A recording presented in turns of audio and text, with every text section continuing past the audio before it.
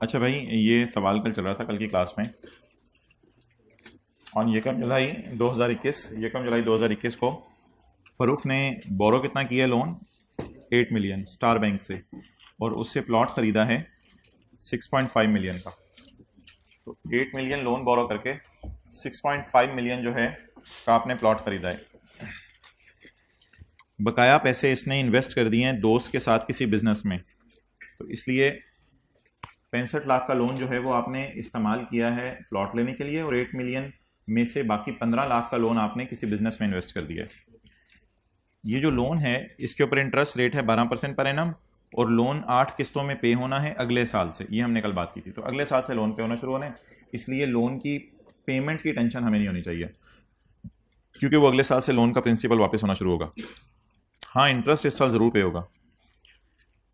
यकम अगस्त 21 को फ़रूख ने सोचा कि मैं प्लॉट जुल्फ़ी को बेच दूं 10 मिलियन का, लेकिन उसने 5 लाख इनिशियल पैसे जब जमा करवाए तो बाद में उसने कहा कि भाईजान मैं ये प्लॉट ख़रीदना नहीं चाहता, तो इस वजह से ये 5 लाख हमें मिल गए।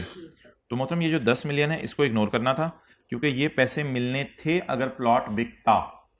ये पैसे मिलने थे अगर प्लॉट बिकता। अब प्लॉट बिका नहीं तो ये पैसे नहीं मिले, बल्कि सिर्फ कितने मिले? 5 लाख। तो 5 लाख को आप डाल देंगे इनकम फ्रॉम प्रॉपर्टी में। ओके, यकम सितंबर 21 को, ये देखें यकम सितंबर 21 को, यानी जुलाई अगस्त नहीं, यकम सितंबर 21 को, यकम सितंबर 21 को फ़रूख ने किराए पे दे दिया plot of land to his friend Atif. इसने आतिफ को घर किराए पे दे दिया at a monthly rental of 1,50,000।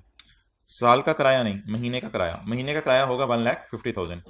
लेकिन इसके साथ जो अगली बात हमने पढ़ी थी मोहतरम, वो ये पढ़ी थी कि महीने का किराया माना कि 1.5 लाख रुपया है, लेकिन अगर इस तरह की प्रॉपर्टी मार्केट में किराए पे दी जाए तो मार्केट से 2,16,000 मिल जाते हैं साल के, लेकिन दोस्त को जो हमने किराए पे दिया है तो वो महीने के कितने दे रहे हैं? 1,50,000। तो हमने कैलकुलेशन की थी कि 1,50,000 को 10 से मल्टीप्लाई कर दो, और 21,60,000 को 12 से डिवाइड करके 10 से मल्टीप्लाई कर दो, ताकि हायर अमाउंट पता चल जाए, और हायर अमाउंट को हमने इनकम में ऐड कर दिया था। इसके बाद एक हमने जो बहुत बड़ी बात पढ़ी थी सवाल में, वो ये पढ़ी थी कि सेक्शन 15A में खर्चों की लिस्ट दी हुई है, उनके अलावा अगर आप कोई भी खर्चा करेंगे तो माइनस करने की इजाज़त नहीं।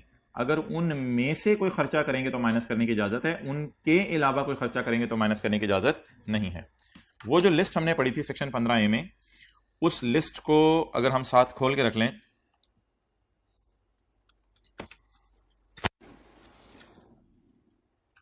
तो हमें पता चलता जाएगा कौन सा खर्चा माइनस कर सकते हैं कौन सा नहीं। इसमें पहला खर्चा जो इसने लिखा हुआ है वो ग्राउंड लेवलिंग, अच्छा सॉरी, एक और अमाउंट थी, एक और पाया था। He received unadjustable deposit of 2 lakh from Atif. तो 2 लाख नॉन एडजस्टेबल अमाउंट की थी। नॉन एडजस्टेबल अमाउंट के बारे में मोहतरम हमने ये पढ़ा था कि अगर नॉन एडजस्टेबल अमाउंट लैंड के केस में आप लेंगे ना, तो इसको आपने सिरे से इनकम में ऐड नहीं करना। बिल्डिंग वाली तो 10 से डिवाइड करके इनकम में ऐड करनी है, लेकिन लैंड के केस वाली सिरे से इनकम में ऐड ही नहीं करनी। ये हमने लास्ट क्लास में पढ़ा था। अच्छा, इसके बाद अब जितने भी इसके हैं ना खर्चे, उनको मैं ग्रीन से हाईलाइट कर रहा हूँ। स्काई ब्लू से मैंने वो चीज़ें हाईलाइट की थी जो इसकी इनकम्स हैं। अब मैं इसके खर्चों को हाईलाइट कर रहा हूँ। इस इनकम को कमाने के लिए ग्राउंड को लेवल कराना पड़ा। तो मोहतरम ग्राउंड को लेवल कराना पड़ा, मैंने आपको कहा था, ये ना ये रिपेयर अलाउंस है, ना ये इंश्योरेंस है, ना ये लोकल टैक्स है, ना ये ग्राउंड रेंट है, ना ये इंटरेस्ट ऑन लोन है, ना ये रेंट कलेक्शन चार्जेस हैं, ना ये लीगल चार्जेस हैं, और ना ये बैड डेट है। तो अगर इन सब में नहीं फॉल कर रहा तो जो खर्चा इस लिस्ट में नहीं आ रहा वो खर्चा माइनस करने की इजाज़त नहीं है। इस वजह से हमने 80,000 को माइनस नहीं किया था, बल्कि ग्राउंड लेवलिंग का लफ्ज़ लिख के आगे ज़ीरो लिख दिया था। अगला खर्चा सवाल में दिया हुआ था इंश्योरेंस का। इंश्योरेंस आपने करवाई है ज़मीन की 62,000 की, कि इसके ऊपर पानी ना आ जाए। तो ये जो इंश्योरेंस का खर्चा था 62,000, इसके बारे में पेज नंबर 212 के ऊपर जो है वो लिखा हुआ है पॉइंट बी में कि इंश्योरेंस सिर्फ तब माइनस करने की इजाज़त है जब बिल्डिंग के केस में है। तो ये लैंड की इंश्योरेंस थी, इसलिए इसको माइनस करने की इजाज़त नहीं थी। इसके बाद जो है वो अगला खर्चा आ रहा था आपका 1,40,000 का, वो रेंट कलेक्शन चार्जेस हैं, उसको हम माइनस कर लेते हैं। रेंट कलेक्शन चार्जेस नहीं, सोल्यूशन नहीं निकाल रहे आप लोग? ना निकालें, जो उससे नोट कर रहे थे। अच्छा, ये जो, अब मुझे नहीं पता आप लोग क्या किस चक्कर में आप लोग, और जिसने सीए में आपको मशवरा दिया डालने का कि सीए में आप कर लें, तो उसने ये नहीं आपको बताया था कि शायद रोज़ाना आना होता है और टेस्ट देना होता है। और अगर इन चक्रों में आप पढ़े हैं तो फिर आप, मैं अगेन यही बात करूंगा अफसोस के साथ, आप रिकन्सिडर करें आप किस प्रोफेशन में आए हैं। छुट्टी वालों के लिए कोई जगह नहीं है इसमें। रेंट कलेक्शन चार्जेस एक्चुअल बताएं, एक्चुअल एक्चुअल एक्चुअल एक्चुअल। ये फुल टाइम का काम है, ये पार्ट टाइम के साथ चीज़ें नहीं चलेंगी सीए वाली, मैं सीरियसली बता रहा हूँ आपको।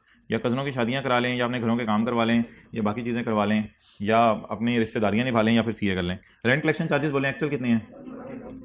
1,40,000 या 4% of rent chargeable to tax. मुझे नहीं याद पड़ता सी इंटर में कभी कोई छुट्टी की हो, बल्कि नहीं की। 23 लाख, पता नहीं आप लोग कैसे छुट्टी कर लेते हैं, कैसे हिम्मत पैदा होती है। 23 लाख रुपया कितना आया जी इसका जवाब? 92,000। अब बता दें लोअर क्या है? 92,000। चलें जी आगे चलें। तो ये हो गए कौन से मोहतरम? Rent collection charges. ये रोजाना को रोजाना पढ़ना पड़ता है इस प्रोफेशन में, और एक दिन भी आप सिर्फ पढ़ा हुआ इधर वाला छोड़ देते हैं ना, तो आगे इतनी थ्योरी आने वाले दिनों में, वो आपको तो पिछली रिवाइज करने का टाइम नहीं मिलना। जो बंदा ये समझ रहा है कि आने वाले दिनों में पिछली थ्योरी रिवाइज कर लूँगा, भूल जाए। आने वाले दिनों में तो अपने बड़े बड़े चैलेंजेस हैं। ये अभी से आपको वार्न किया जा रहा है, बार बार वार्न किया जा रहा है। इस थ्योरी को आगे 15A से जिसने नहीं याद किया ना, वो समझ ले नहीं याद होना उसको। अब वो जान भी मारता रहेगा आखिरी दिनों तक, सेक्शन 15A वो नहीं याद कर सकेगा। आने वाले दिनों में अपने बड़े बड़े चैलेंजेस हैं। 25,000 रुपया जो है वो फॉर्म ऑफ, क्योंकि जैसे जैसे चीज़ आगे बढ़ती जाती है, चीज़ें एडवांस होती जाती है, ना कि हल्की होती जाए, तो साथ साथ अभी याद करना तो करना है। और जो साथ साथ याद करते हैं वो पास भी होते रहे। ऐसी ऐसी क्लासें भी आई हैं उनका 70 से 80% रिजल्ट आया है, पढ़ा है उन्होंने, पास किया है। 70-80% बच्चा बैठा हुआ क्लास में पास हो गया। लेकिन आप लोगों के हालात ही अजीब है। अभी भी देख लें क्लास कितने बच्चे आए हुए हैं। तो Farooq has paid 25,000 to a firm of वैल्यूर।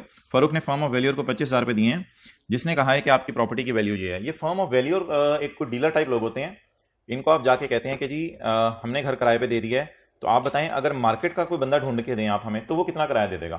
तो उस चीज़ की ना फीस होती है। तो ये एक्चुअली हमने फीस पे की है एक वैल्यूअर या डीलर को, जिसने हमें बताया कि मार्केट का किराया कितना है। तो ये जो फीस हमने पे की है डीलर को, ना ये रिपेयर अलाउंस है, ना ये इंश्योरेंस प्रीमियम है, ना ये लोकल गवर्नमेंट को टैक्स पे किया है, ना ये ग्राउंड रेंट पे किया है, ना ये इंटरेस्ट ऑन लोन पे किया है, ना ये रेंट कलेक्शन चार्जेस टाइप कोई चीज़ है, ना ये लॉयर को कोई फीस पे किया है, और ना ये बैड डाटा। तो इस सेक्शन के अंदर हमने 2-3 चीज़ें ऐसी पढ़ी हैं जो कि दिखने के अंदर जो है वो खर्चा नजर आ रही थी, लेकिन 15A वाली लिस्ट में ना होने की वजह से खर्चे के तौर पे माइनस करने की इजाजत नहीं है। तो अगली चीज़ जो मोहतरम आएगी वो वैल्यूअर की फीस आएगी। ये भी माइनस करने की इजाजत नहीं है, क्योंकि सेक्शन 15A की लिस्ट में हमें नजर नहीं आ रही। ओके, अब एक खर्चा रह गया है, that is interest on loan, जो कि पहली दफा सवाल में आया। इससे पहले कभी सवाल के अंदर ये नहीं आया। इंटरेस्ट ऑन लोन, लोन के ऊपर आप इंटरेस्ट पे कर रहे हैं, वो भी खर्चे के तौर पे आपको माइनस करने की इजाजत है। उसके ऊपर हम डिस्कशन करते हैं इंटरेस्ट ऑन लोन कैसे माइनस होगा। उसमें मोहतरम कुछ ऐसा है कि अगर आप देखें लोन लिया, तो लोन जो लिया है वो, अगर सवाल आपके सामने खुला हुआ है, तो लोन हमने लिया है 8 मिलियन। कितना लिया लोन? 8 मिलियन। अब 8 मिलियन का जो लोन लिया है, उसमें से कितना प्लॉट खरीदने में इस्तेमाल कर लिया? 65 लाख। बाकी 15 लाख दोस्त के साथ किसी बिजनेस में डाल दिया। अब आप मुझे बता दें, ये जो 8 मिलियन का लोन है, हम इसके ऊपर बैंक को इंटरेस्ट पे करेंगे या 65 लाख के लोन पे बैंक को इंटरेस्ट पे करेंगे? 65 लाख पे नहीं, प्लीज प्लीज, मेरा सवाल कुछ और था। मैंने पूछा बैंक को इंटरेस्ट किस पे करेंगे? बैंक को 8 मिलियन पे। बैंक से कितना लोन लिया है? 8 मिलियन। उसमें से हमारी बला से कि हम जितना मर्जी जहां मर्जी इस्तेमाल करें, बैंक को इससे क्या? बैंक को किस लोन पर इंटरेस्ट पे करेंगे? 8 मिलियन पर। हमने उसमें से कितना अपनी प्रॉपर्टी में इस्तेमाल कर लिया? 6.5 मिलियन। अगला सवाल मेरा आपसे यह है कि इनकम फ्रॉम प्रॉपर्टी कमाने के लिए प्रॉपर्टी कितने की ली है? 65 लाख की या 15 लाख की? तो लोन का कितना हिस्सा इस प्रॉपर्टी को खरीदने में इस्तेमाल हुआ है? 6.5 मिलियन। लोन का कितना हिस्सा इस प्रॉपर्टी को खरीदने में इस्तेमाल नहीं हुआ? तो जिस वक्त हम इनकम फ्रॉम प्रॉपर्टी का न्यूमेरिकल सॉल्व करे होंगे, बैंक को इंटरेस्ट पे करने की बात नहीं कर रहा मैं, जिसमें इनकम प्रॉपर्टी का न्यूमेरिकल सॉल्व करे होंगे, तो इनकम फ्रॉम प्रॉपर्टी में कितना लोन इस्तेमाल हुआ है? 6.5 मिलियन। तो 6.5 मिलियन वो अमाउंट है लोन की जो इनकम प्रॉपर्टी में इस्तेमाल हुई है। तो इसलिए जब इनकम प्रॉपर्टी का न्यूमेरिकल सॉल्व करेंगे तो सिर्फ हम 65 लाख के ऊपर कैलकुलेशन करेंगे, और 15 लाख के ऊपर हम कैलकुलेशन नहीं करेंगे। इंटरेस्ट रेट कितने परसेंट है? 12%। 12% करने के बाद अगला सवाल मेरा आपसे यह है, बैंक से लोन लिया किस दिन है? लिया, और अटेंटिव रहें, बैंक से लोन लिया किस दिन है? 1 जुलाई 2021 को। बैंक को कितने अरसे का इंटरेस्ट पे करेंगे? पूरे साल का, क्योंकि 1 जुलाई के साल का पहला दिन है। तो बैंक को कितने अरसे का इंटरेस्ट पे करेंगे? पूरे साल का या कम महीनों का? पूरे साल का पे करेंगे। लेकिन एक मसला है मोहतरम, एक कॉन्सेप्ट है मैचिंग। मैचिंग वो नहीं कि आप जो है वो अपना जो है वो कपड़े जूतों के साथ मैचिंग कर लें। मैचिंग ये नहीं है। मैचिंग क्या कॉन्सेप्ट है? मैचिंग ये कॉन्सेप्ट है कि जितनी आपने इनकम बुक की है उतने ही आप खर्चे उसमें से रिकॉर्ड करके माइनस करें। इनकम और खर्चों को मैच कराना पड़ेगा। इनकम और खर्चों को मैच कराना पड़ेगा। जितनी इनकम बुक होगी उतने ही खर्चे माइनस होंगे, जितनी इनकम बुक होगी उतने ही खर्चे माइनस होंगे। अगर घर किराए पे दिया आपने 5 महीने के लिए, तो बैंक के लोन का इंटरेस्ट भी 5 महीने के लिए माइनस करेंगे। अगर ये आपने मैचिंग ना कराई तो फिर हो जाएगी मिस मैचिंग। मिस का नाम क्या? मैचिंग। अगर आपने मैचिंग ना कराई तो फिर हो जाएगी मिस मैचिंग। मिस मैचिंग गलत चीज है पेपर में। मिस मैचिंग मिस अंडरस्टैंडिंग की तरफ आपको ले जाएगी और आपके सवाल को मिस प्लेस कर देगी। तो इसलिए मोहतरम 5 महीने का किराया अगर आया है तो उसमें से 5 महीने का इंटरेस्ट माइनस करने चाहिए, या 5 महीने के किराए में से उतना इंटरेस्ट माइनस करना चाहिए जो बैंक को दिया है। दिया तो शायद 12 महीने का इंटरेस्ट हो, लेकिन मैचिंग ये कहता है कि मैच करके चलें, जितनी इनकम आ रही है उतने ही खर्चे बुक होने चाहिए। तो इस वजह से मोहतरम हमारे सवाल के अंदर जो है वो 10 महीने के लिए हमने घर किराए पे दिया है, इसलिए इंटरेस्ट भी कितने महीने का रिकॉर्ड होगा? 10 महीने का। तो माना कि बैंक को हम 12 महीने का इंटरेस्ट पे करेंगे, लेकिन हम इंटरेस्ट जो कैलकुलेट करेंगे वो 10/12 करेंगे, ताकि हमारा इंटरेस्ट सिर्फ उतना माइनस हो जितना ऊपर इनकम रिकॉर्ड हुई है। जरा ऊपर नजर मार लें कि इनकम कल कितनी रिकॉर्ड की थी, येलो में हाईलाइट हुई है। 10 महीने की इनकम रिकॉर्ड की थी या 12 महीने की? 10 महीने की। तो इसलिए इंटरेस्ट भी कितने महीने का रिकॉर्ड करें? अच्छा जी, अब हम बताना शुरू करें। 8 मिलियन के ऊपर इंटरेस्ट कैलकुलेट करना है या 65 लाख पे? ओके, 65 लाख पे इंटरेस्ट कैलकुलेट करना है। इंटरेस्ट रेट कितने परसेंट है? 12%। बैंक को कितने महीने का इंटरेस्ट देंगे? 12 महीने का। बैंक को कितने महीने का इंटरेस्ट देंगे? 12 महीने का। लेकिन ऊपर इनकम कितने महीने की पड़ी हुई है? 12% रेट अगर 12 महीने का है तो फिर 10 महीने का हमें देना पड़ेगा, तो इंटू 10/12 करके बैंक को देना पड़ेगा। हमें बैंक को उतना पोर्शन, असल में 2/12 भी बैंक को ही दे रहे होंगे बाकी, लेकिन वो हमें खर्चे के तौर पे शायद माइनस करने की जाती है। वो कोई नॉट अलाउड टाइप चीज होगी, यानी ऐसा खर्चा जो माइनस नहीं कर सकते। तो खर्चा उतना ही माइनस करेंगे जितना इनकम ऊपर कमाई है। इनकम 10 महीने की है तो खर्चे भी 10 महीने के। बोलें जी, 6,50,000। जवाब बता दें फाइनल। अब इतना मैं इसको छोटा करूंगा ये तो नजर भी नहीं आएगा। बहरहाल जवाब बता दें क्या आया।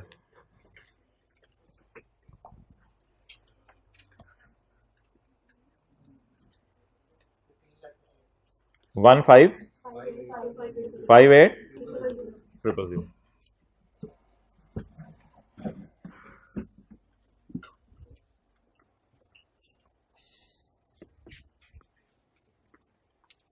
तस्वीर खींचनी है, किसने खींचने? बहरहाल मैं इसको, भाई आगे जाओ ना, पीछे क्यों बैठे हो?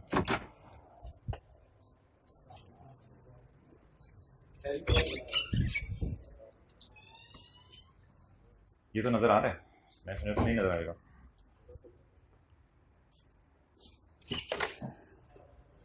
नहीं सब नजर आ रहा है यार, यहां से खड़े नजर आ रहा है।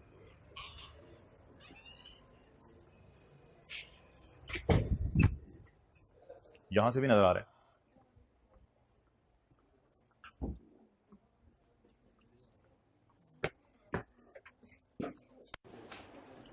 ओके अच्छा, मैंने आपसे टोटल करवा दिया, लेकिन मैंने आपसे रिपेयर अलाउंस की डिस्कशन नहीं की थी, वो हमारी डिस्कशन रहती थी। तो अब ऐसा करते हैं, रिपेयर अलाउंस वाली डिस्कशन कर लेते हैं। Okay, let's talk about repair allowance. Repair allowance minus कर सकते हैं, नहीं कर सकते हैं, कर सकते हैं तो कितना कर सकते हैं और कैसे कर सकते हैं? तो उसके अंदर मोहतरम ऐसा है कि कल वाली क्लास के अंदर हमने एक डिस्कशन की थी,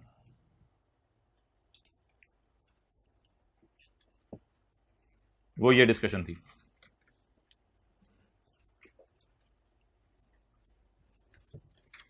मैंने आपको बताया था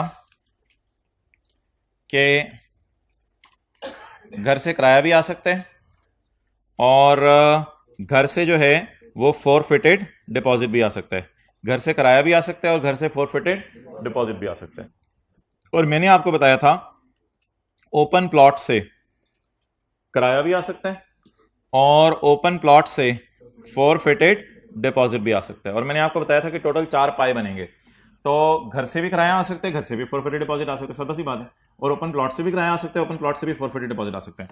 और मैंने कल आपको बताया था कि अगर ओपन प्लॉट से किराया आए या ओपन प्लॉट से फोरफिटेड डिपॉजिट आए तो प्लॉट के केस में रिपेयर अलाउंस माइनस करने की इजाजत नहीं है। लेकिन अगर आप बिल्डिंग किराए पे चढ़ा दें या बिल्डिंग से फोरफिटेड डिपॉजिट आए तो आपको रिपेयर अलाउंस माइनस करने की इजाजत है। अब हम देखते हैं हमारे सवाल के अंदर क्या अवेलेबल है। हमारे सवाल में अगर आप आगे देखें तो फोरफिटेड डिपॉजिट प्लॉट का आ रहा है 5 लाख, फोरफिटेड डिपॉजिट प्लॉट का आ रहा है, तो इसका तो रिपेयर अलाउंस माइनस करने की इजाजत नहीं है। और अगर आप हमारे सवाल में आए तो रेंट आ रहा है प्लॉट का 18 लाख, रेंट भी प्लॉट का माइनस करने की इजाजत नहीं है। तो रिपेयर अलाउंस हमारा टोटली इग्नोर हो जाएगा, हम कैलकुलेट नहीं करेंगे। तो repair allowance will be taken as गरमांडे 0। तो रिपेयर अलाउंस को 0 लेंगे। लैंड शैंड पे रिपेयर अलाउंस ना निकाला करें, लैंड को क्या रिपेयर कराना है, और लैंड के रेंट पे भी रिपेयर अलाउंस ना निकालें, और लैंड के फॉरफिटेड डिपॉजिट पे भी रिपेयर अलाउंस ना निकालें।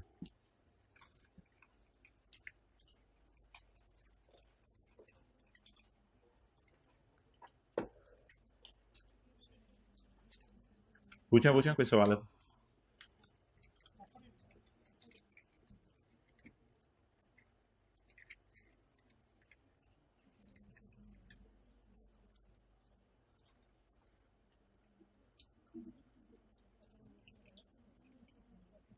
ओके चलें जी, अब आ जाएं इनकम फ्रॉम अदर सोर्स के चैप्टर में। इनकम फ्रॉम अदर सोर्स,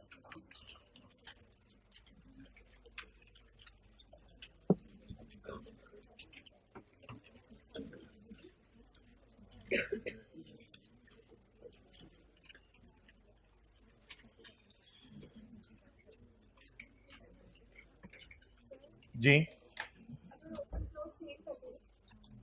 हाँ।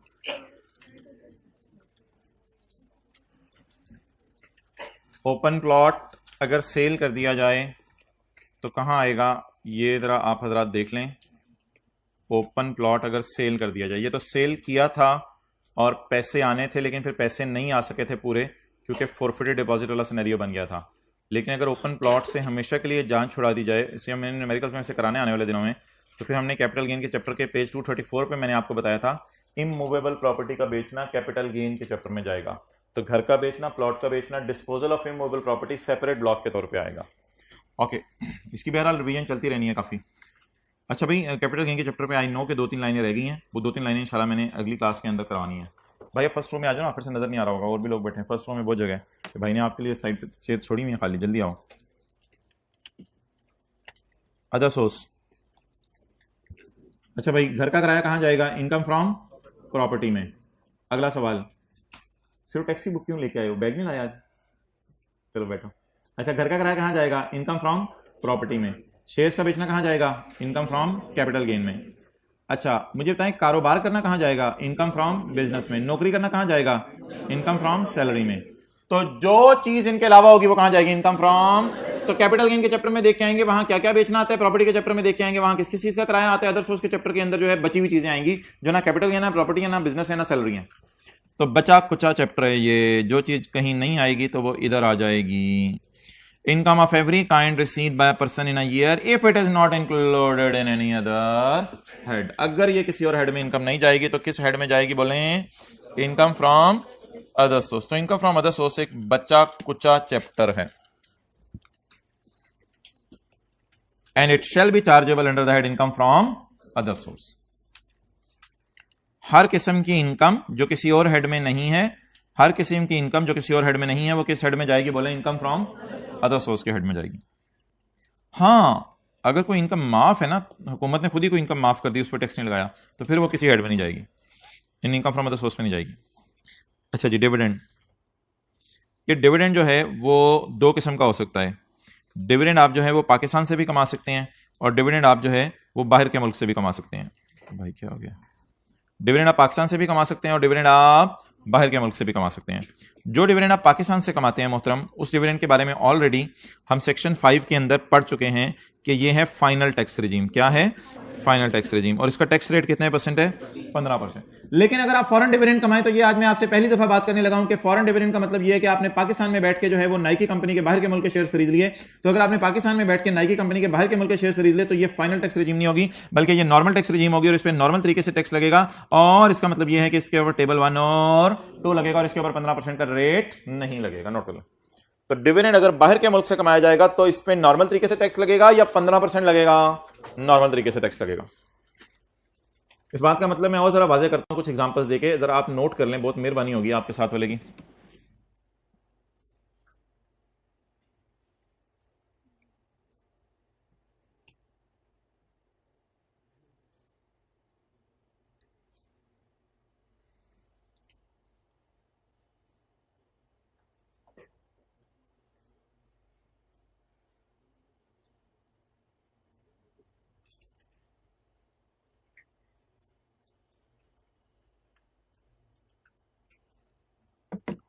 ओके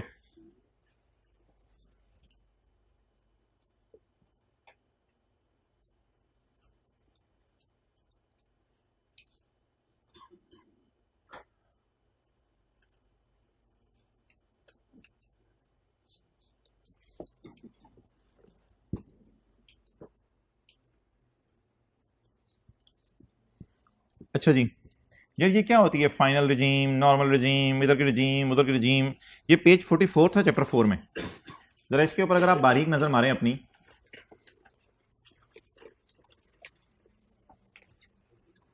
अच्छा भाई, अगर एक साहब ने घर किराए पे दे दिया है तो इनकम फ्रॉम प्रॉपर्टी में जाएगा। अगर एक साहब ने शेयर्स बेच दिए हैं तो प्राइवेट कंपनी के, तो इनकम फ्रॉम, अगर एक साहब ने जो है वो ज्वेलरी बेच दी है तो इनकम फ्रॉम कैपिटल गेन के अंदर जाएगा। अगर कोई साहब नौकरी कर रहे हैं एक जगह तो इनकम फ्रॉम सैलरी के अंदर जाएगा। अगर एक सही तरह देखें, अगर एक साहब अपना कोई कारोबार कर रहे हैं तो इनकम फ्रॉम बिजनेस में जाएगा। अगर कोई साहब पाकिस्तान से डिविडेंड कमा रहे हैं तो ये फाइनल टैक्स रिजीम होगा और इस पर डिफरेंट रेट लगेंगे, टेबल 1 और 2 वाले रेट नहीं लगेंगे। अगर एक साहब ने पब्लिक कंपनी के शेयर्स बेच दिए हैं तो ये गेन ऑन सिक्योरिटीज के नाम से सेपरेट ब्लॉक इसका लगेगा, और इसमें एक मेजर रेट 12.5% था, आपको याद होगा शायद डब्बे में। और अगर किसी ने अपना घर बेच दिया है या कोई प्लॉट बेच दिया है तो ये gain on disposal of immovable property जाएगा, और ये सेपरेट ब्लॉक होगा, इसके भी सेपरेट रेट अवेलेबल है जो कि टेबल 1 और 2 वाले नहीं है। तो मैं आपसे ये बात करने आया था कि पाकिस्तान से अगर आपने डिविडेंड इनकम कमाई तो उस पर 15% रेट लगेगा और इसे फाइनल रिजीम कहेंगे, और अगर आपने बाहर के मुल्क से डिविडेंड इनकम कमाई तो इसको डाल दिया जाएगा इनकम फ्रॉम। ये मेरे कहने का मतलब था कि इनकम फ्रॉम अदर सोर्स अगर आप बाहर के मुल्क से कमा लें तो ये कौन सी रिजीम होगी? Normal tax regime. So that I was suppose to tell you. तो ये आपने यहां पाकिस्तान लिख लिया, जब मैं लिखने आऊं पाकिस्तान।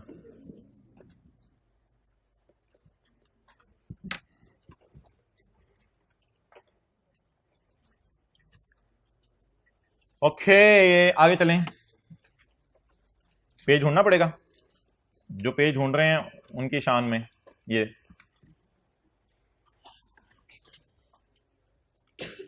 इनकी अजमत को सलाम। टेस्ट में 90% मार्क्स आ जाएंगे जिनके हाथ खड़ा करें। Excellent excellent, well done. Okay जी चलें, ऐसे मैंने शक्लें देख ली हैं वैसे। अब जी आगे मूव करें। रॉयल्टी, रॉयल्टी जल्दी बताएं, रॉयल्टी कहां पड़ी थी? जल्दी रॉयल्टी ऑफ ऑथर, ऑथर की रॉयल्टी पड़ी थी। जिस साल रॉयल्टी आई उस साल और उससे पिछले 2 साल रॉयल्टी उठा के कहां डाल दी जाएगी? इनकम में डाल दी जाएगी। याद आ रहा रे? अबे तुझे भी याद आ रहा, आपको भी याद आ रहा भाई, आ रहा? अच्छा जी, रॉयल्टी ऑफ ऑथर, तो ऑथर को जो अपनी बुक लिख के पैसे मिलेंगे that is called as royalty, और ये इनकम फ्रॉम अदर सोर्स में डाली जाएगी उस साल, उससे पिछले 2 साल बराबर प्रोपोर्शन में। ऐसा ही है। ये नई किताबें नहीं, सारे सबके पास नई किताबें नहीं चाहिए। अच्छा जी, प्रॉफिट ऑन डेट क्या होता है जी? Interest income. ये कौन सा कलर है? जामनी। प्रॉफिट ऑन डेट कौन सा होता है जी? बोले बोले बोले बोले। Interest income. लेकिन इसके बारे में डिटेल में डिस्कशन होगी सेक्शन 7B में। इंटरेस्ट दे रहे हैं, ले रहे हैं, मिल रहा है, पाया है या खोया है? पाया है। ओके मोहतरम, आज हम रोजे की हालत में बगैर मिर्चें खाएं करेंगे CC। ये CA की एडवांस क्वालिफिकेशन है, CC।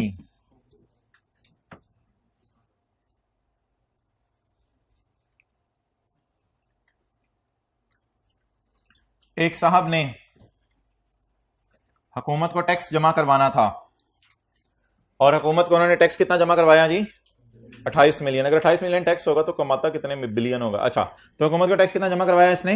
28 मिलियन। शहबाज शरीफ से मोहब्बत में आके इसने 28 मिलियन टैक्स जमा करवा दिया। बाद में एहसास हुआ कि 8 मिलियन, बल्कि घर आके बानों ने बताया रशीद तू 8 मिलियन ज्यादा जमा करवाया था,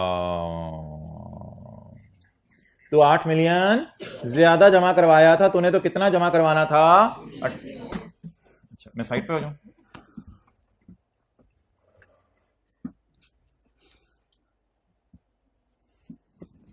अच्छा जी, कितना टैक्स जमा करवा के आया? 28। बनता कितना था? 20। ज्यादा कितना जमा कराया? 8। अब इसने रिक्वेस्ट की हुकूमत से, शहबाज यार, जिगर यार कितना शरीफ है तू यार, मुझे रिफंड कर दे 8। मुझे 8 क्या कर दे? रिफंड कर दे। रिक्वेस्ट की शहबाज शरीफ भाई से, क्या मुझे कितना रिफंड कर दें? 8 मिलियन रिफंड कर दें। हुकूमत ने लटका दिया, इसको नहीं, रिफंड को। हुकूमत ने रिफंड लटका दिया, कर देंगे, दे देंगे, क्या हो भाग रहे हैं, आ जाइए यार, चल कल अभी तो हुकूमत ने लटका दिया। लेकिन हुकूमत ने जब पैसे वापस किए तो वापस किए 8.4। कितने वापस किए?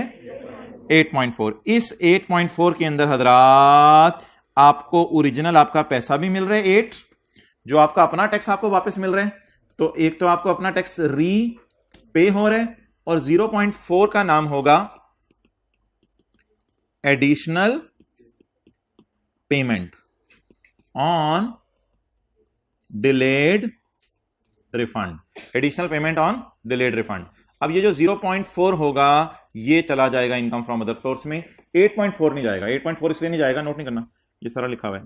8.4 इसलिए नहीं इनकम में जाएगा बिकॉज 8 तो आपका अपना ही पैसा वापस मिला ना, घर से 8 मिलियन चला गया था, वही 8 मिलियन आपको वापस मिल गया, तो उस पर जो इंटरेस्ट मिला है ऊपर 0.4 that will go to income from other source. बहरहाल ये रशीद नहीं था, ये अंजुम था। Anjum pay tax amounting to 28 million for the tax year 2016 to Shahbaz Sharif. Later on Anjum realized that he has made an excess payment of 8 million. Later on Anjum को पता चला कि उसने excess payment कर दिया 8 मिलियन की। Therefore उसने हुकूमत को रिक्वेस्ट की कि आप मुझे ये पैसे वापस कर दें।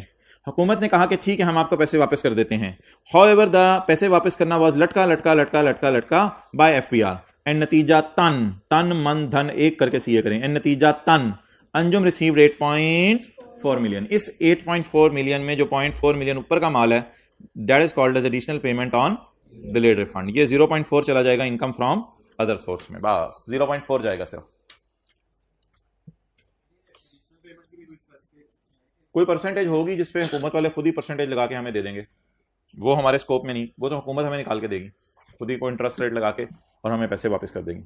लेट पेमेंट का सरचार्ज टाइप कोई चीज है ये। पेमेंट ऑन डिलेड रिफंड या additional payment on delayed refund? Additional payment on delayed refund. जी वली भाई, सर ये जो 8 है ये कहां पे देते हैं? ये 8 आपका असल में अपना ही 8 आपका अपना ही खर्चा है जो आपने किया था और आपको वापस मिल गया। इसलिए आपके घर में 8 मिलियन पड़ा हुआ था, वो हुकूमत के पास चला गया था, वही वापस आ गया, तो घर में पड़े हुए पैसों पे तो टैक्स नहीं होता ना, तो सर इसका कोई नहीं होगा ना कोई ट्रीटमेंट नहीं होगी। ओके, पॉइंट डी एग्जाम्पल निकालें ग्राउंड रेंट वाली, आपको लिखवाई भी थी और उसमें नोट के नीचे जगह खाली छोड़ी हुई थी। ये आपको भी 5-6 दिन पहले लिखवाई थी।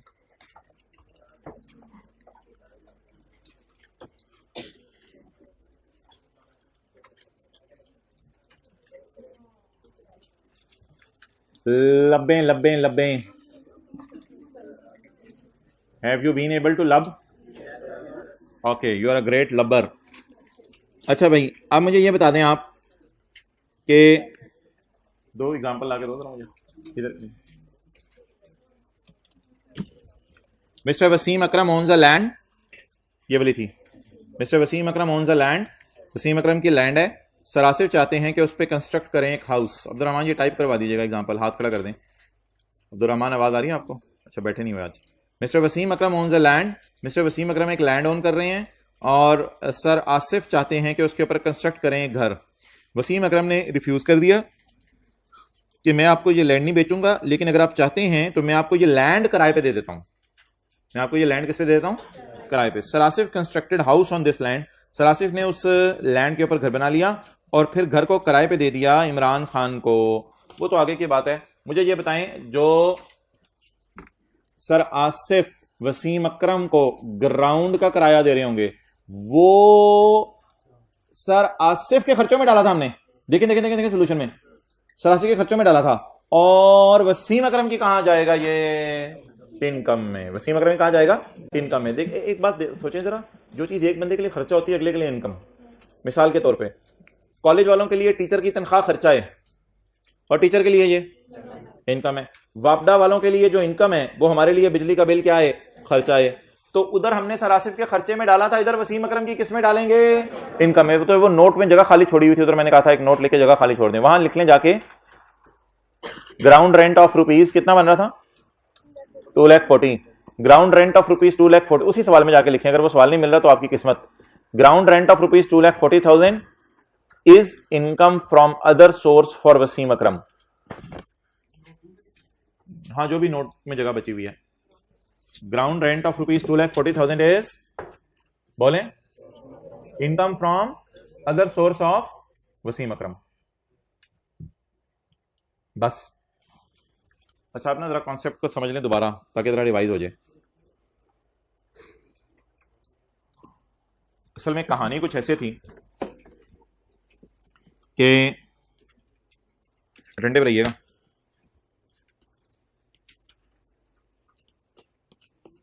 लैंड किसकी थी? वसीम की। इस लैंड के ऊपर जो है वो सब्ज कलर का घर किसने बनाया? सर आसिफ ने। तो बस सादा सी बात है, वसीम को जो रेंट आ रहा है ये मैंने क्या किया, इसकी इनकम फ्रॉम अदर सोर्स है। वसीम को ग्राउंड का रेंट आ रहा है, वसीम को ग्राउंड का रेंट आ रहा है। लेकिन अगर वसीम अकरम किसी और साहब को लैंड देता किराए पर, जिस लैंड के ऊपर जो है वो घास शरीफ उगी होती और उस लैंड के ऊपर उसको कंस्ट्रक्शन की इजाजत ना देता, फिर तो हमने कहा था लैंड का किराए पे देना, लैंड रेंट गिरता है इनकम फ्रॉम प्रॉपर्टी में। तो ये एक बारीक सा फर्क है जिसको आप नोट कर लें, मैं भी नोट करने का टाइम दूंगा। वो बारीक सा फर्क क्या है? अगर आपकी लैंड है और उस लैंड पे आपने किसी को तामीर की इजाजत दे दी है तो फिर आपको लैंड का किराया होगा, लैंड का किराया आ रहा होगा या उसके ग्राउंड का किराया आ रहा होगा? उसके ग्राउंड का। तो इसे ग्राउंड रेंट कह के किस हेड में डालेंगे? इनकम फ्रॉम अदर सोर्स में। लेकिन अगर आपने लैंड एज इट इज किराए पे दे दी और उसको सख्ती से मना किया इस पे तुम तामीर नहीं कर सकते, तो फिर ये जो किराया आ रहा होगा आपको ग्राउंड का किराया आ रहा होगा या ये इनकम फ्रॉम प्रॉपर्टी में जाएगा? ये इनकम फ्रॉम प्रॉपर्टी में जाएगा। तो ये फर्क है ये दोनों में। खाली लैंड का किराए पे देना इनकम फ्रॉम प्रॉपर्टी है, और लैंड पे तामीर करने की इजाजत देना फिर वो ग्राउंड का रेंट बन जाएगा और वो किस हेड में जाएगा? Income from other source. Clear? Note कर लो। तो सिंपल सी बात, वसीम अकरम की एक लैंड है, ये भी लैंड है वसीम अकरम की, दोनों लैंड्स हैं वसीम अकरम की। अगर वसीम अकरम किसी को कहे कि इस पे घर तामीर कर लो तुम, लेकिन लैंड मेरी रहेगी, तो जो बंदा घर तामीर करेगा वो लैंड का किराया तो देगा ना। ये वसीम अकरम के हाथों में इनकम फ्रॉम अदर सोर्स। और वसीम अकरम किसी और बंदे को बुलाए, भाई इधर आओ, एक और लैंड मेरी खाली पड़ी है जिसपे घास उगा हुआ है, इधर तुम पार्किंग कर लो, घर नहीं बना सकते, तो फिर ये जो वसीम अकरम को किराया आ रहा होगा ये इसकी कौन सी इनकम होगी? क्या चीज? दोनों प्रॉपर्टी में जानी चाहिए, आप ये करिए। बस वो लॉ मेकर ने अलग कर दिया ग्राउंड रेंट को।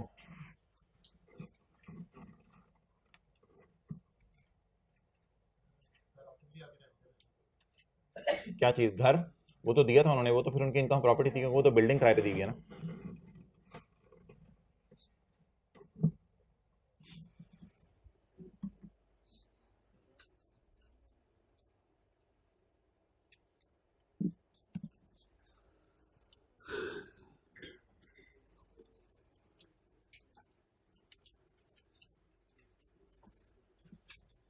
जी अस्सलाम वालेकुम।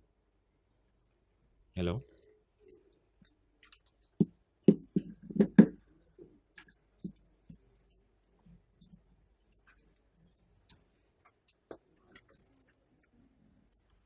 तो भाईजान दो लैंड्स थी वसीम, वो आपने मैसेज करवा दिया है 1250 और 150 वाला जो मैंने।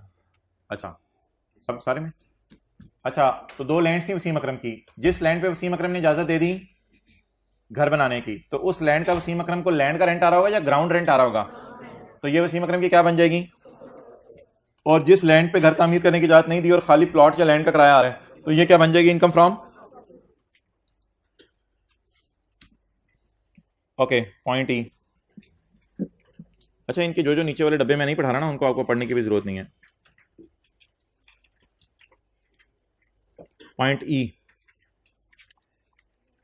देख रहे हैं ऊपर? पॉइंट ई पढ़ने लगा हूं अब मैं। ई के नीचे वाला और ऊपर वाला एग्जांपल करने की जरूरत नहीं है।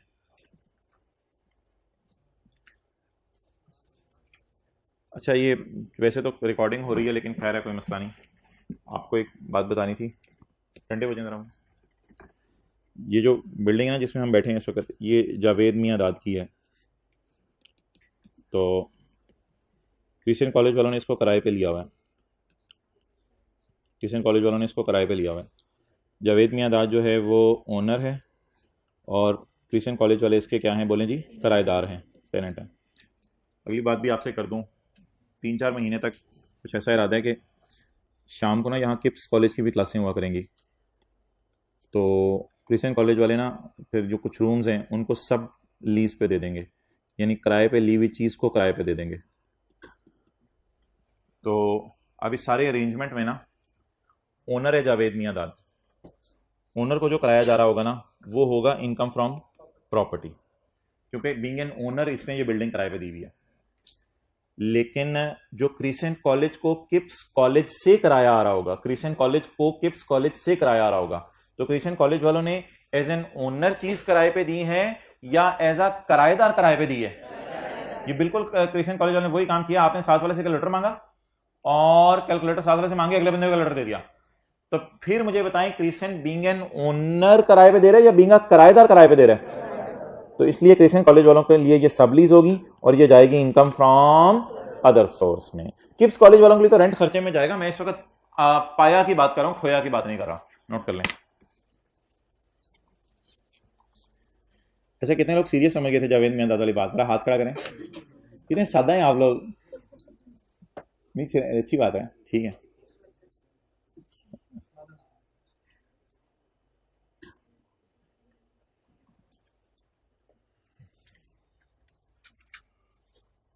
ये ऑनलाइन वालों ने जूम मीटिंग में मुझे बताना है कि किस किस ने समझा था ये बात सच है।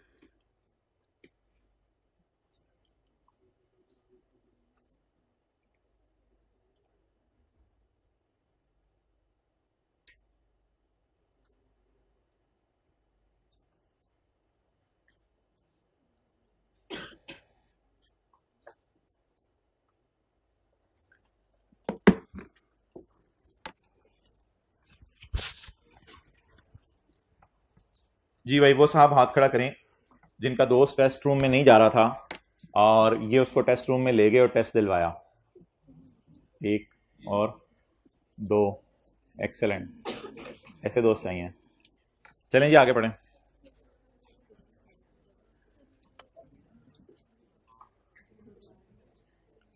रेंट जो आ रहा है किस चीज से मोहतरम बोलें?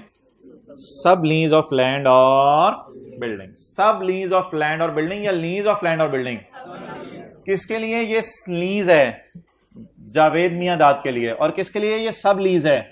क्रिश्चियन कॉलेज के लिए ये सब लीज है और जावेद मियां दाद के लिए ये क्रिश्चियन कॉलेज के लिए ये सब लीज है और जावेद मियां दाद के लिए ये लीज है। तो सब लीज से पैसे आना किसके साइड में जाएगा? बोले income from other source. Clear? कोई सवाल है तो पूछ लेंगे। ओनर को जो किराया आएगा वो इनकम फ्रॉम, और किराएदार को जो किराया आएगा, क्या किराएदार आगे किराए पे दे सकते हैं? हाँ, ओनर से इजाजत लेके दे सकते हैं और किराया भी ले सकते हैं, कोई मसला नहीं। मिसाल के तौर पे कुछ जिन आए क्रिश्चियन कॉलेज के पास और कहें हमें शाम को क्लासें चाहिए, जरा हमने जिनों की ट्रेनिंग करनी है।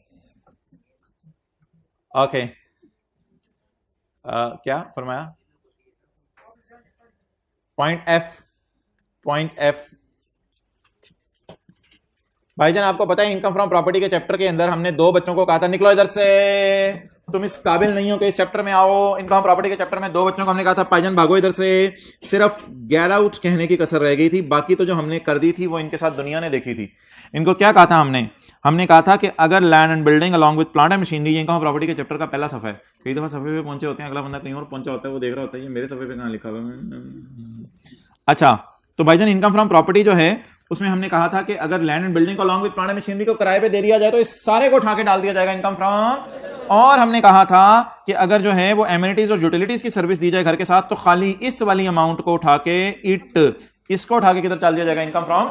तो इनकम फ्रॉम प्रॉपर्टी के चैप्टर में हमने दो लोगों को कहा था कि निकलो यहां से, भागो भागो भागो, अपना सारा सामान लेके निकलो यहां से, निकलो निकलो निकलो निकलो निकलो। अदर सोर्स के चैप्टर ने कहा आप मेरे पास आ जाओ। तुम्हें किसने निकाला? हमें प्रॉपर्टी के चैप्टर ने निकाला। आ जाओ, हमारे दरवाजे तुम्हारे लिए खुले हैं। Point F, income from lease of building together with plant and machinery. Income from providing amenities utility and other service within building. तो वो दो चीजें जिसको हमने इनकम प्रॉपर्टी के चैप्टर से निकाला था उनको इनकम फ्रॉम अदर सोर्स के चैप्टर में लाके पार्क कर दिया, पार्क कर दिया। पेंशन, पेंशन किससे मिलती है जी? रिटायरमेंट के बाद मिलती है। किससे मिलती है? एम्प्लॉयर से। एम्प्लॉयर से, गवर्नमेंट एम्प्लॉयर होता है ना आपका। एम्प्लॉयर वो होता है जिसने आपको नौकरी रखी हो, नौकरी पर रखा हो। तो पेंशन किससे मिलती है जी? एम्प्लॉयर से। किससे मिलती है? एम्प्लॉयर से। अगर एम्प्लॉयर से पेंशन मिलती है तो एम्प्लॉयर से तनख्वाह भी मिलती है और नौकरी के बाद क्या मिलती है, पेंशन मिलती है। तो पेंशन हम किस चैप्टर में पढ़ेंगे, पेंशन पढ़ेंगे इनकम फ्रॉम सैलरी के चैप्टर में। पेंशन क्या पढ़ेंगे, इनकम फ्रॉम। लेकिन दुनिया मोहतरम बहुत आगे जा चुकी है, कई दफा ऐसा भी होता है कि पेंशन आपको जो है वो आपका एम्प्लॉयर नहीं दे रहा होता, पेंशन आपको एम्प्लॉयर के अलावा जो है वो कोई और भी दे रहा होता है। तो ऐसी सूरत के अंदर अगर पेंशन होगी तो वो इनकम फ्रॉम अदर सोर्स में जाएगी। तो एनओटी तो दूसरा नाम है ना पेंशन का।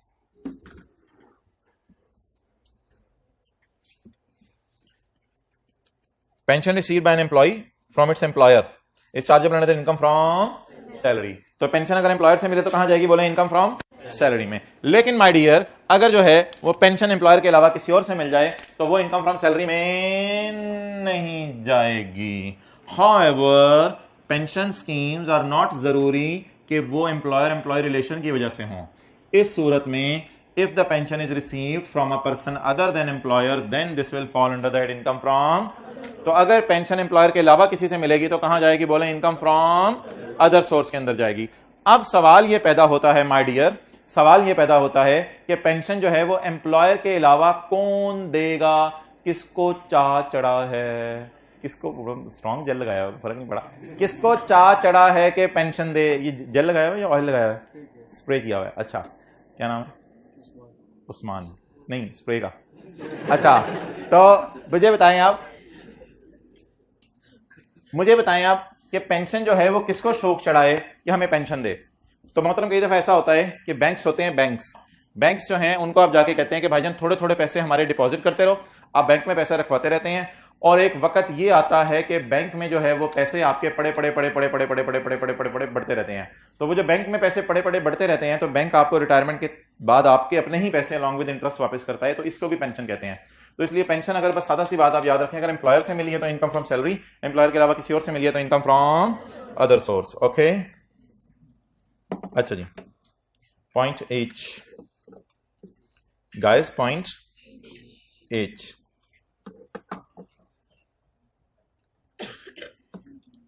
पॉइंट एच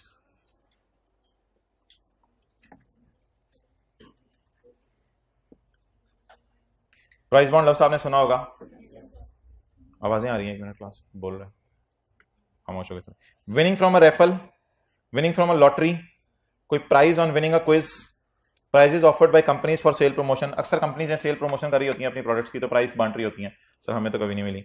और क्रॉसवर्ड पजल, तो ये कुछ 6-7 किस्म के नाम हैं, आपने बस इनको याद करना है। अगर ये पैसे आप मिल गए तो आपकी कौन सी इनकम में जाएंगे, इनकम फ्रॉम अदर सोर्स में जाएंगे। रशीद को जानते हैं आप, उसकी बेगम का नाम Bano. Rashid was having a relaxing nap, nap कहते हैं आप लोग, क्या कहते हैं, मोबाइल छोड़ देंगे।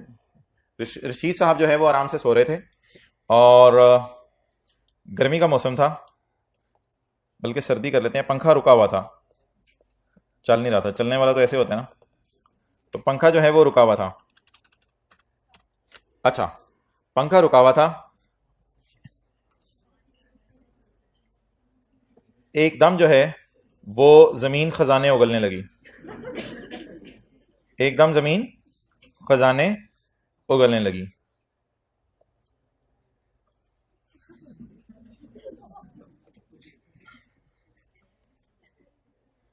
बानो आई, बानो ने कहा रशीद किधर गया, रशीद ने कहा बानो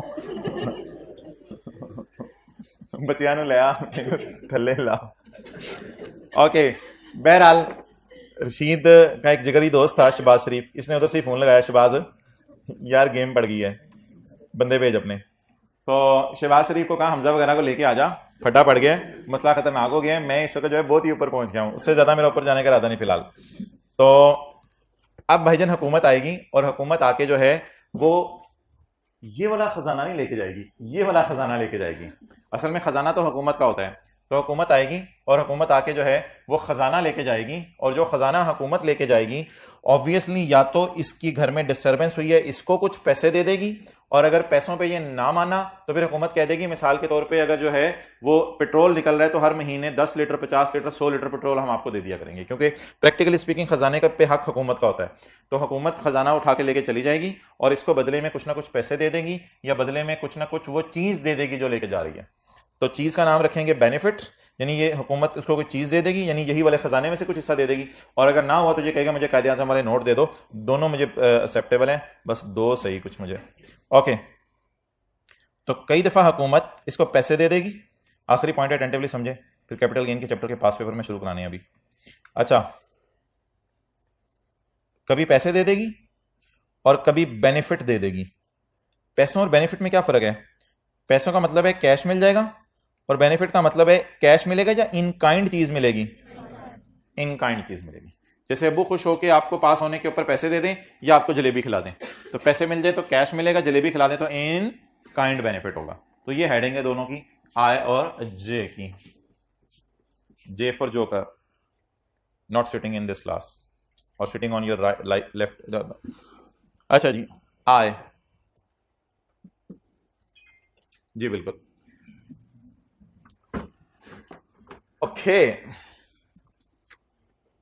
4:06 तक होता है टाइम आजकल, ये 5 मिनट तक, 4:06 तक सैरी का। किस टाइम उठ जाते हैं? 3:50 यार ना कहा। 3:30 बजे कितने उठ जाते हैं? 3 बजे कितने तक उठ जाते हैं? ओह माशाल्लाह, 3 बजे। ओके, बस तहज्जुद पढ़ लिया करें, फिर आगे वुज़ू इस्तेमाल हो जाते हैं फजर में भी। पॉइंट आए, any amount received for providing property, उसने अपना घर प्रोवाइड किया है, for allowing use of property, उसने अपनी प्रॉपर्टी यूज करने दी है, या for exploiting the property. Exploit means कि जबरदस्त तरीके से अन्नी मचा दो, लुट मचा दो, बस ले जाओ खजाने और मुझे भी कुछ दे देना। तो any amount received for provision of property, उसने अपनी प्रॉपर्टी प्रोवाइड की है। फॉर यूज ऑफ प्रॉपर्टी, उसने अपनी प्रॉपर्टी प्रोवाइड करने के लिए इजाजत दे दी है।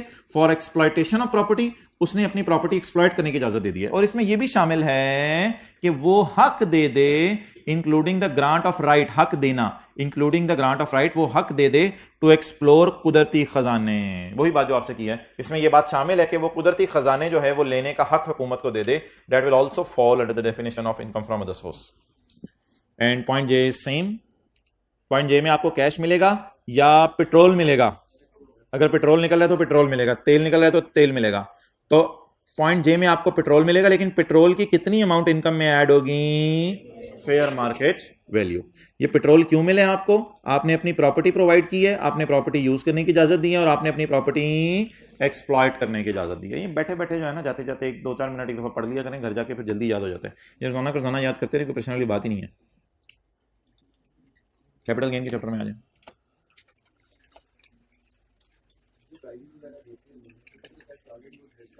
बिल्कुल आपने सही बात की है, ये सीए फाइनल के स्कोप में है।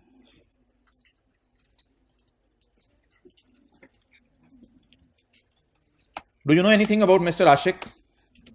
Have you ever met mister Ashiq? Do you know the name of father of mister Ashiq? Page 237. Page 237. So let's talk about Ashik. Under the provisions of Income Tax Ordinance 2001. वो लोग जो page number नहीं सुनते उनकी शान में 1 मिनट की खामोशी।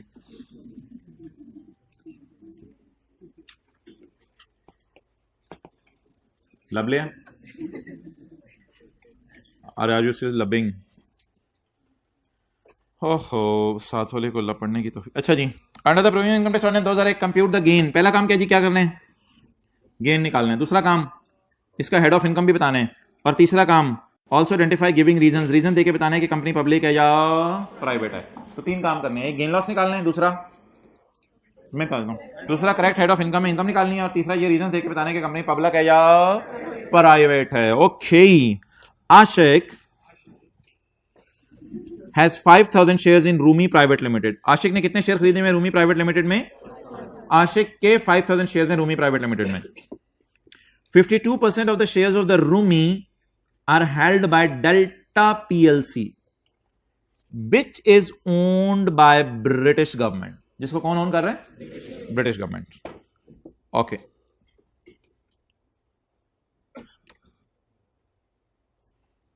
अच्छा मोहतरम,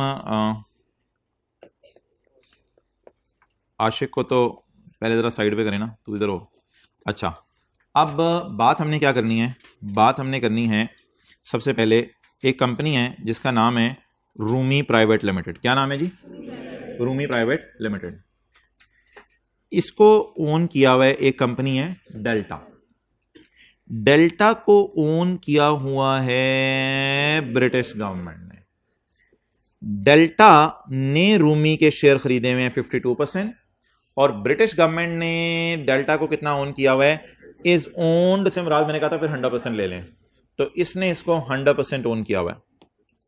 अब सवाल जो है वो ये राइज होगा कि इधर होल्डिंग 52% है, इधर होल्डिंग 100% है। बस एक बात नहीं लिखी हुई कि ये फॉरेन कंपनी है। अगर नहीं लिखी तो क्या करें यार, अब एज्यूम ही कर सकते हैं फॉरेन कंपनी है, लिखना चाहिए था वैसे उसको। अच्छा, इस बुनियाद पर आरपीएल बता दें क्या बन गई? Public company. इस बुनियाद पर आरपीएल क्या बन गई?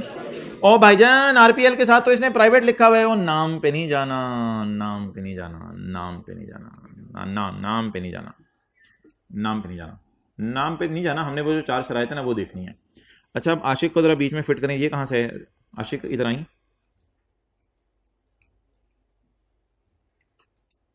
बड़ी सैर करते हैं यार तू। कहते हैं बस क्या बताऊं, आई एम वेगाबॉन्ड। अच्छा भाईजान, आशिक ने इसके 5000 शेयर खरीदे हुए हैं। आशिक के पास इसके कितने शेयर हैं? 5000। और 52% शेयर इसके किस कंपनी के किसके पास हैं? डेल्टा के पास। तो मेरा सवाल आपसे ये है कि आशिक ने इसके कितने % शेयर खरीदे हुए हैं? पता नहीं चल सकता, क्योंकि इस कंपनी के टोटल नंबर ऑफ शेयर्स नहीं दिए हुए ना, इस कंपनी के टोटल नंबर ऑफ शेयर्स नहीं दिए हुए, तो पता नहीं चल सकता। हो सकता है कंपनी के टोटल शेयर हो 2 लाख, उसमें से आशिक ने 5000 खरीदे हों, तो मुझे नहीं पता चल सकता कि आशिक साहब ने जो है वो रूमी प्राइवेट लिमिटेड के 1% शेयर खरीदे हैं या 2% शेयर खरीदे हैं या 3% शेयर खरीदे हैं। भाईजान मैंने पता भी क्यों चलाने, मुझे ऑलरेडी पता चल चुका है, बस ये पब्लिक कंपनी है तो पब्लिक कंपनी पता चल चुका है। That is enough for this, ये बात इनफ है इसको पब्लिक कंपनी बनाने के लिए। हाँ, आशिक ने 5000 शेयर खरीदे हुए हमारी बिला से। इस बात को हमने यार इस बात को हमने नहीं देखना था, इस बात को हमने नहीं देखना था कि आशिक ने जो है वो कितने शेयर खरीदे हुए हैं। हमने क्या हुआ है?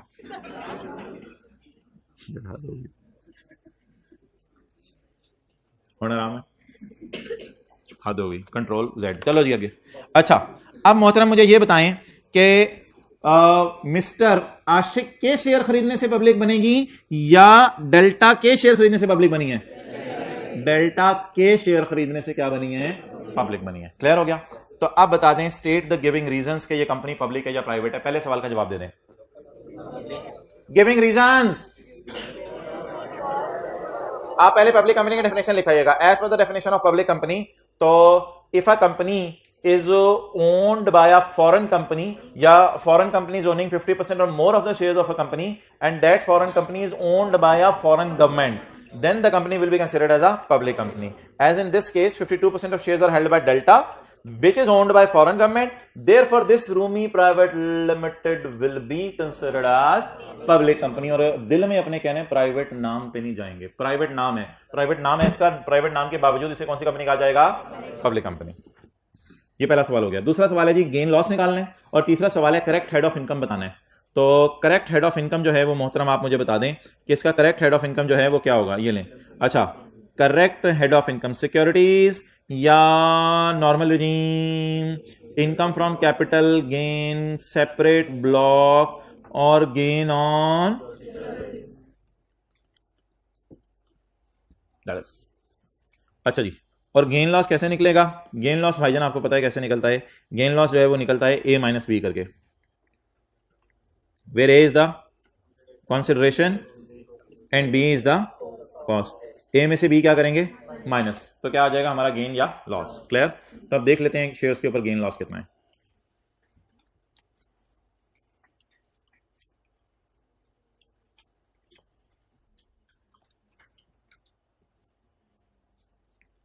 आशिक इनहेरिटेड दिस शेयर्स, आशिक ने ये शेयर्स खरीदे नहीं थे बल्कि उसको किसमें मिले थे? वालिद साहब के फोत होने के बाद मिले थे। Ashiq inherited this shares from his dad sweet dad on 1 जनवरी 2021। 1 जनवरी 2021 को इसको अब्बू से ये शेयर मिले थे। उसके अब्बू ने ये शेयर खरीदे थे 31 मई 2019 को एट अ प्राइस ऑफ 250 पर शेयर। अब्बू ने खरीदे थे 250 के, अब्बू ने खरीदे थे 250 के। The market value of the shares at the time of inheritance was 300। और हेड्स डाउन किया हुआ जिन भाई ने, the market value of the shares at the time of inheritance was 300। जिस वक्त ये शेयर इसको मिले उस वक्त शेयर्स की मार्केट में कीमत क्या थी? 300 थी। तो मैंने भाईजान आपसे कहा था कि अगर जो है वो ये डैड है और ये जो है वो आशिक है, तो डैड ने जो है वो शेयर खरीदे हैं कितने के, 250 के, और बच्चे को जब मिले उस दिन कितने के थे, 300 के। आगे बच्चे बाजार में कितना बेचे वो भी अगले पैरे के अंदर मुझे पता चलेगा, उसका फिर मैं बाद में देखूंगा। मुझे बताएं, बच्चे की नजरें क्या अब्बू के अंदर से क्रॉस करके इस 250 को जाके देखेंगी? नहीं। तो मैंने कहा था अब्बू के कॉस्ट को इग्नोर करेंगे, और बच्चे के लिए कॉस्ट क्या होगी, if shares are acquired under inheritance, then the fair value of the shares on the date of inheritance will be considered to be the cost of the asset। तो आप बता दें जी, what is my B, is it 300 or 250? 300, excellent, that is rupees 300। मैंने थोड़ी सी जगह इसलिए छोड़ दी है कि इस साइड पे शेयर्स की क्वांटिटी लिखूंगा और क्वांटिटी से मल्टीप्लाई कर दूंगा। तो what is A minus B में B, 300।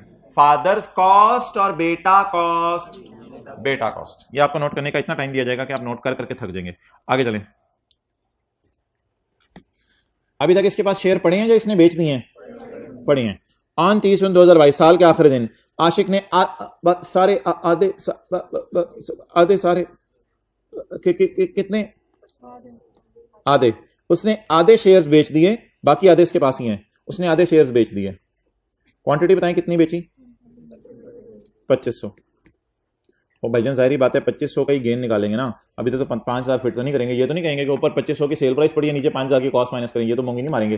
तो बाकी जो 2500 हैं उनको जब बिकेंगे तब उनका गेन निकाल लेंगे। फिलहाल सिर्फ कितना का गेन निकालें, जो पड़े हैं या जो बिके हैं? जो बिके हैं। तो बिके कितने हैं? 2500। और जिंदगी में आपको पता है कैसे होता है, क्वांटिटी को आप मल्टीप्लाई करते हैं प्राइस से, तो इसलिए मैंने जरा क्वांटिटी पहले लिख दी है, प्राइस बाद में लिख दिया आपके समझने के लिए। ओके चलें जी, अब बताएं जी बेचे कितने के हैं? On 30 June Ashiq sold 2500 shares at a price of 325 per share, 325 रुपए पर शेयर के एतबार से इसने शेयर बेच दिया है। When the breakup value of Rumi private limited was 350 पर शेयर। अच्छा, ये रूल जो है वो आपने कहां पढ़ा हुआ है? हायर ऑफ एक्चुअल या फेयर मार्केट वैल्यू, ये रूल कहां पढ़ा हुआ है? इनकम प्रॉपर्टी के चैप्टर में। और हम कौन सा चैप्टर कर रहे हैं? Capital gain. भाई जान ये इनकम प्रॉपर्टी के चैप्टर के लिए रूल नहीं है, ये एक जनरल रूल है। मैं आपको आने वाले दिनों में ये एक और जगह पढ़ाऊंगा जहां से ये साबित हो जाएगा कि ये रूल कैपिटल गेन के लिए भी है। रूल क्या है कि अगर 50,000 वाला घर हम 48,000 किराए पे दे दें अपने दोस्त को, तो 48,000 और 50,000 में से हायर क्या होगा? 50,000। तो इनकम में क्या ऐड होगा? 50,000। याद आ रहा है? नहीं याद आ रहा? ओके। इसी तरह आज बात सुन ले नई, अगर आपने शेयर 50 रुपए में बेच सकते थे और आपने जानने वाले को 48 का बेचा, तो इधर भी वही रूल लगेगा, हायर ऑफ को ऐड करेंगे। लेकिन यहां हायर ऑफ से मुराद क्या होगा? कंसिडरेशन। क्या चीज? कंसिडरेशन। कंसिडरेशन फॉर्मूले में ए होती है या बी होती है? ए होती है। Consideration will be higher of actual और fair market.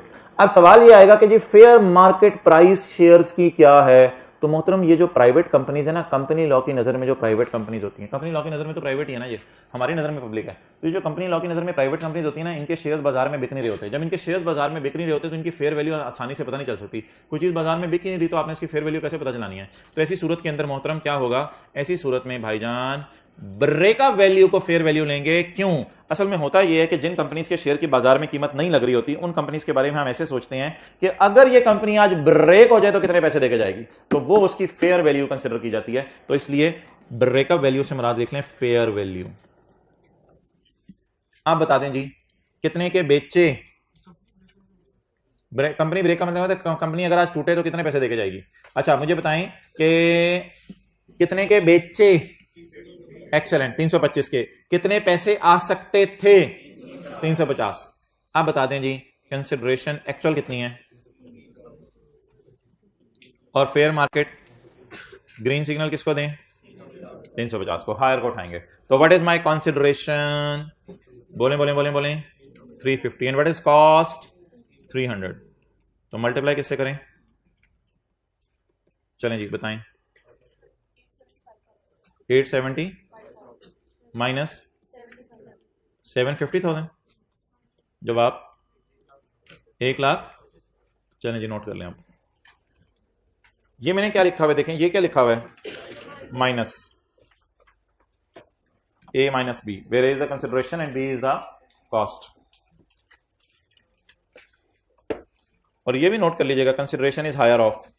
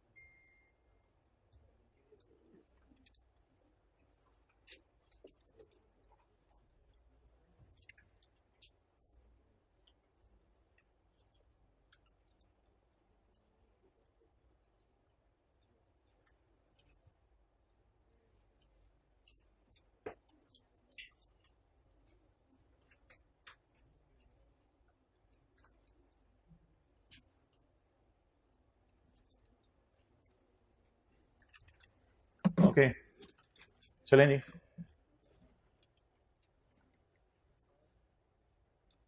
Point number 2, what would be your answer in 1। Point 1 में आपका क्या आंसर होता अगर 40% शेयर किसने खरीदे होते? पंजाब की गवर्नमेंट ने या सिंध की गवर्नमेंट ने, यानी प्रोविंशियल गवर्नमेंट ने। और 48% किसने खरीदे होते? ब्रिटिश गवर्नमेंट ने। और 12% किसने खरीदे होते? आम लोगों ने। तो ऐसी सूरत में आपका जवाब क्या बनता? अच्छा, ये प्राइवेट कंपनी बन जाती। अब आपने इसका जवाब इसी तरह नोट करके आना है पूरा। तो इंशाल्लाह मगरिब के बाद मैं भी घर में बैठ के नोट करूंगा, आप भी बैठ के नोट कीजिएगा, तो कल इंशाल्लाह आपस में दोनों कंपेयर कर लेंगे। अच्छा, इसमें अब मुझे ये बता दें, इसमें 75% क्यों नहीं लगाया होल्डिंग पीरियड देख के? ये सेक्शन 37A है। सेक्शन 37A में 75% होल्डिंग पीरियड वाला कॉन्सेप्ट नहीं है। वो सिर्फ प्राइवेट कंपनी के शेयर्स और ज्वेलरी, उनके अंदर जो है वो 75% वाला कॉन्सेप्ट है। यहाँ पे 75% वाला कॉन्सेप्ट बोलें नहीं है।